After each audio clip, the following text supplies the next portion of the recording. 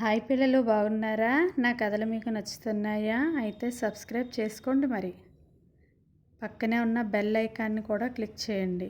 సరే, ఇక కథలోకి వెళ్ళిపోదాం. అనగనగా అడవిలో కుందేలు, తాబేలు, బాతు 3 మంచి స్నేహితులుగా ఉండేవి. మిగిలిన జంతువులు వాటిని చూసి అసూయపడేవి. చెట్టు మీద నుంచి వాటిని రోజు గమనించే ఒక కోతి ఎలాగైనా వాటితో స్నేహం చేయాలి అనుకుంది. వాటి దగ్గరకు వెళ్ళి మెల్లగా మాటలు కలిపింది. ఇక్కడికి దగ్గరలో ఓ పండ్ల చెట్టు ఉంది. దానికి ఎర్రని రంగులో తీయని పండ్లు ఉన్నాయి. అవి ఏడాదికి ఒక్కసారి మాత్రమే కాస్తాయి. మీరు వస్తానంటే తీసుకెళ్తాను అంది. అలాగే అంటూ కోతితో సహా కుందేలు, తాబేలు, బాతు బయలుదేరాయి.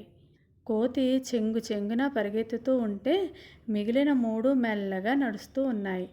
తాబేలు నడవలేకపోతే బాతు, కుందేలు కాసేపు వాటి మీద ఎక్కించుకున్నాయి.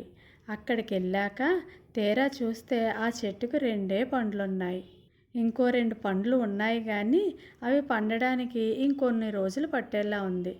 కోతి ఉదయం నుంచి ఆకలితో ఉండడం వలన వెంటనే చెట్టెక్కి ఆ 2 పండ్లను కోసుకొని గబగబా ఒకటి తినేసింది. ఇంకొకటి తీసుకెళ్ళి కుందేలుకు అందించింది. అక్కడ 2 పండ్లే ఉన్నాయి, మిగతావి ఇంకా పండలేదు. ఇప్పటికీ నువ్వు తిను, అవి పండిన తర్వాత తాబేలుకి, బాతుకి తెచ్చిస్తాను అంది. కానీ అవి 3 ఆ ఒక్క పండునే పంచుకొని తిన్నాయి. అది చూసిన కోతి చాలా ఆశ్చర్యపోయింది. స్నేహం అంటే ఉన్నదాంట్లో పంచుకోవడం, మధ్యలోనే వదిలివేయడం కాదు అని కోతికి అర్థమైంది. వారం రోజుల తర్వాత మళ్ళీ 4 కలిసి ఆ చెట్టు దగ్గరకు బయలుదేరాయి. అప్పుడు కోతి తాబేలును దాని చేతులతో పట్టుకుంది. అక్కడికి వెళ్ళాక పండిన 2 పండ్లను కోసుకొచ్చింది. అప్పుడు కుందేలు ఒక పండును తీసి కోతికి ఇవ్వబోయింది. కానీ అలా కాదు మిత్రమా, ఈ రెండింటిని మనం నలుగురం సమానంగా పంచుకుందాం అంది. ఆ మాటలకు కుందేలు, బాతు, తాబేలు సంతోషించాయి. ఎంచక్కా అన్నీ కలిసి పండ్లు తిన్నాయి.